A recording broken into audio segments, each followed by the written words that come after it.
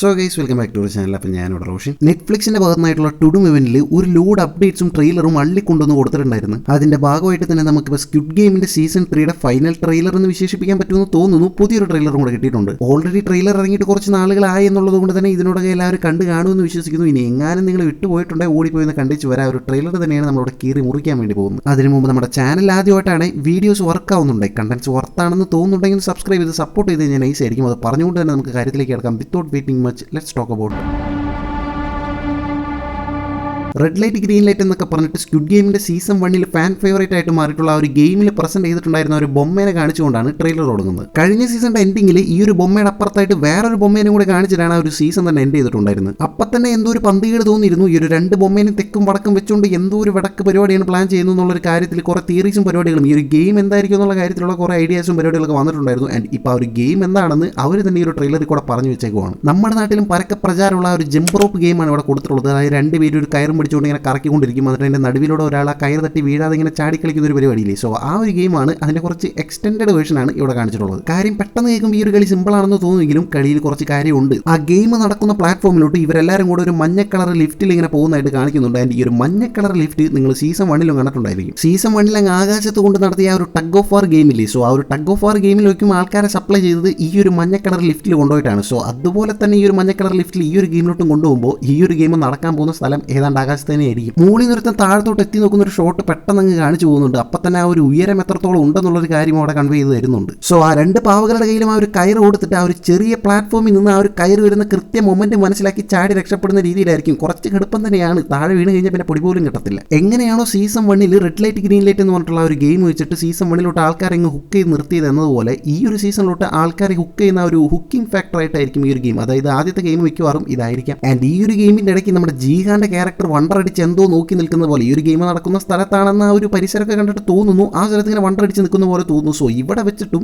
ജീഹാനെ emotionally traumatised ആക്കുന്ന എന്തോ ഒരു പരിപാടി നടന്നിട്ടുണ്ടാവാം. ജീഹാന്റെ കാര്യം പറഞ്ഞാൽ കുറച്ച് വിഷയമാണ്. സീസൺ 2 പേഴ്സണലി എനിക്ക് പുള്ളിയുടെ ആ ഒരു ക്യാരക്ടർക്ക് കൊണ്ടുപോകുന്ന രീതിയൊന്നും വലിയ കാര്യമായിട്ട് വർക്കായിട്ടില്ല. പുള്ളി ചെയ്യുന്ന കാര്യങ്ങൾക്കൊന്നും ഒരു വ്യക്തതയില്ലാത്ത പോലെയാണ് പുള്ളി പെരുമാറിക്കൊണ്ടിരിക്കുന്നത്. സോ ഈ ഒരു സീസണിലോട്ട് എത്തുമ്പോൾ ജീഹാൻ അവിടുത്തെ സോൾജേഴ്സിന്റെ അടുത്ത് ചോദിക്കുന്ന ഒരു സീക്വൻസ് കാണിച്ചിട്ടുണ്ട്. എന്നെ എന്തിനാണ് നിങ്ങൾ കൊല്ലാതെ ആക്കി വെച്ചേക്കുന്ന രീതിയിൽ ചോദിക്കുന്ന ഒരു സീക്വൻസ് പ്ലേ ആവുന്നുണ്ട്. പേഴ്സണലി എനിക്കും അതിനെയാണ് ചോദിക്കാനുള്ളത്. ഇവനെ എന്തിനാണ് ബാക്കി വെച്ചേക്കുന്നത്? ഓക്കെ, കൺവിൻസിങ് ആവുന്ന രീതിയിൽ എന്തെങ്കിലും റീസണിങ്ങും പരിപാടികളും ഈ ഒരു സീസണിൽ കൊടുക്കുവാണെങ്കിൽ ഓക്കെ. അല്ലാത്ത പക്ഷം ഇത്രയേറെ കൊസറാക്കുളിത്തരം കാണിച്ചിട്ടും ഈ ഒരു സ്ക്വിഡ് ഗെയിമിൽ ഇവനെ ഇമോഷണലി തകർക്കണമെന്നൊക്കെ പറഞ്ഞിട്ടൊരു പ്ലാൻ ഉണ്ടാക്കേണ്ട ആവശ്യകത എന്താണെന്ന് മനസ്സിലായിട്ടില്ല. നോക്കാം അത് ഏതൊരു രീതിയിലാണ് കൊണ്ടുവരാൻ പോകുന്നതെന്ന്. ഓക്കെ, എന്തായാലും എന്നെ എന്തിനാണ് കൊല്ലാതെ ബാക്കി വെച്ചിരിക്കുന്നത് എന്നുള്ളൊരു ചോദ്യം ഇവിടെ കുറച്ച് പ്രസക്തമാണ്. അതായത് ജീഹാനെ സംബന്ധിച്ചിടത്തോളം ഇനി പുള്ളിക്ക് ചത്താലും ജീവിച്ചാലും ഒരു കുഴപ്പമില്ല, എന്നെ എങ്ങനെയെങ്കിലും ഇവിടെ നിന്ന് കൊന്നു തന്നാൽ മതി എന്നുള്ളൊരു മൈൻഡ് സെറ്റിലോട്ട് പുള്ളി മാറിയിട്ടുണ്ട്. സോ ആ ഒരു മൈൻഡ് സെറ്റിൽ കളിക്കുമ്പോൾ ആ കളി അത്ര ഇൻട്രസ്റ്റിംഗ് ആയിട്ട് വരത്തില്ല. കാരണം ഒരാൾ അവൻ്റെ ജീവനെ വാല്യൂ ചെയ്യുമ്പോൾ എനിക്ക് എങ്ങനെയെങ്കിലും ഈ കളി ജയിക്കണം, ചാവാൻ പാടില്ല എന്നുള്ളൊരു മൈൻഡ് സെറ്റിൽ കളിക്കുമ്പോഴാണല്ലോ കളിയും കുറച്ച് ഇൻട്രസ്റ്റ് ആവുന്നത്. സോ എങ്ങനെയെങ്കിലും ജീഹാനെ വീണ്ടും ആ ഒരു ജീവിക്കണം എന്ന് പറഞ്ഞിട്ടുള്ള ഒരു ഇൻട്രസ്റ്റ് കൊണ്ടുവരാനുള്ള എന്തെങ്കിലും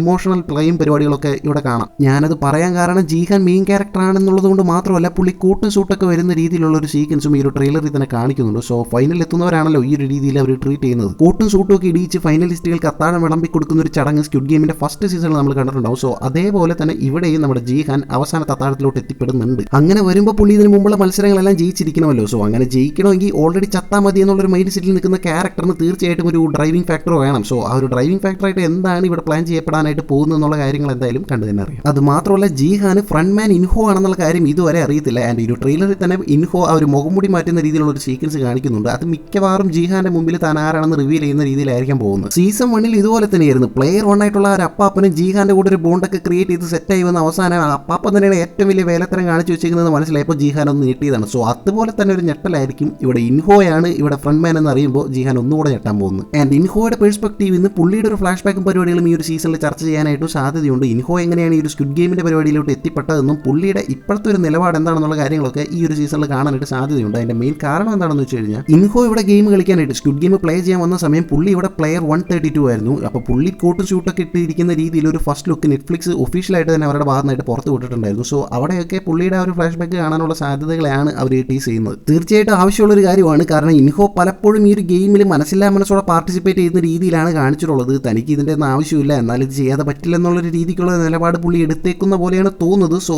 ആ ഒരു രീതിയിലോട്ട് പുള്ളി എത്തിച്ച കാരണങ്ങളൊക്കെ കുറച്ച് വ്യക്തമാക്കിയാൽ നൈസ് ആയിരിക്കും. അവിടെ നിന്ന് അങ്ങനെ ഈ സീസണിൽ തന്നെ ഒരുപാട് ബ്രൂട്ടൽ ആയിട്ടുള്ള ആക്ഷൻ സീക്വൻസുകൾ നമ്മൾ കാണാൻ സാധ്യതയുള്ള നൈഫ് ആൻഡ് കീ ഗെയിമിന്റെ പാർട്സ് ആണ് കാണിക്കുന്നത്. റെഡ് ജാക്കറ്റും ബ്ലൂ ജാക്കറ്റും കൊടുത്തിട്ട് ഈ ഒരു ആൾക്കാരെ തന്നെ 2 ടീമായിട്ട് പിരിച്ചേക്കുവാണ്. ആൻഡ് ഈ ഒരു റെഡ് ജാക്കറ്റ് ഉള്ളവരുടെ കയ്യിൽ ഒരു കത്തിയും ബ്ലൂ ജാക്കറ്റ് ഉള്ളവരുടെ കയ്യിൽ ഒരു താക്കോലും കൊടുത്തേക്കുവാണ്. ആൻഡ് ഈ ഒരു താക്കോല് വെച്ച് ശരിയായ വാതിൽ തുറന്ന് അതിനകത്ത് കയറി രക്ഷപ്പെടുക എന്നുള്ളതായിരിക്കും ഈ ഒരു ബ്ലൂ ജാക്കറ്റ് ഉള്ളവരുടെ ടാസ്ക്. ആൻഡ് ഇവരെ അതിന് സമ്മതിക്കാതെ അതിന് മുമ്പ് തന്നെ കുത്തിക്കൊല്ലുക എന്നുള്ളൊരു രീതിക്കായിരിക്കാം റെഡ് ജാക്കറ്റിലുള്ളവർക്ക് കത്തി കൊടുത്തേക്കുന്നത്. ചുമ്മാ വാതിൽ തുറന്ന് കയറി രക്ഷപ്പെടാനും പറ്റില്ല. ഇതിൽ തന്നെ ചില വാതിലുകൾ ട്രാപ്പ് ഡോർ ആയിരിക്കാം. ഇതിൽ തന്നെ ആ ഒരു നീല ജാക്കറ്റ് ഇട്ട് വാതിലും തപ്പിപ്പിടിച്ച് തുറന്നു കയറിയ ഡേഹോന്റെ ക്യാരക്ടർ കാണുന്ന ഒരു വലിയൊരു കൊക്ക പോലുള്ള ഒരു സാധനമാണ്. സോ അത് കണ്ട് പുള്ളി പേടിക്കുന്ന രീതിയിലുള്ള ഒരു സീക്വൻസ് പോകുന്നുണ്ട്. സോ എല്ലാ വാതിലുകളും ശരിയായ വാതിലുകളല്ല. സോ അതും കൂടെ മനസ്സിലാക്കി വേണം കളിക്കാൻ. പക്ഷേ ഇവിടെ മനസ്സിലാക്കാൻ പറ്റാത്തൊരു കാര്യം എന്താണെന്ന് വെച്ച് കഴിഞ്ഞാൽ ജീഹാൻ എങ്ങനെയാണ് ഈ ഒരു കളി ജയിക്കാൻ പോകുന്നത് എന്നുള്ളൊരു കാര്യമാണ്. പുള്ളിക്ക് ഓൾറെഡി റെഡ് ജാക്കറ്റ് ആണ് കൊടുത്തിട്ടുള്ളത്. സോ പുള്ളിയുടെ കയ്യിൽ ഒരു കത്തി ഉണ്ടാവും, കുറേ പേര് കുത്തി കൊല്ലേണ്ടി വരും. സോ ആ ഒരു കാര്യം പുള്ളി എങ്ങനെ ചെയ്യുന്നു, അതായത് ഇതുവരെയുള്ള കളികൾ പുള്ളി കളിച്ച് ജയിച്ചു എന്നെങ്കിലും വിചാരിക്കാം. ബട്ട് കൊല്ലുക എന്നുള്ളൊരു പരിപാടി പുള്ളിക്ക് അത്ര താല്പര്യമുള്ളതല്ല. സോ ഞാൻ നേരത്തെ പറഞ്ഞ കൂട്ട് ജീഹാന്റെ ഒരു ട്രിഗറിംഗ് പോയിന്റ്, അതായത് ആരെ കൊന്നാലും വേണ്ടില്ല എങ്ങനെയെങ്കിലും ഫൈനലിൽ എത്തണമെന്നും എന്തോ ഒരു സംഭവം സാധിച്ചെടുക്കുമെന്നുള്ള രീതിയിലുള്ള ഒരു ട്രിഗറിംഗ് പോയിന്റിൽ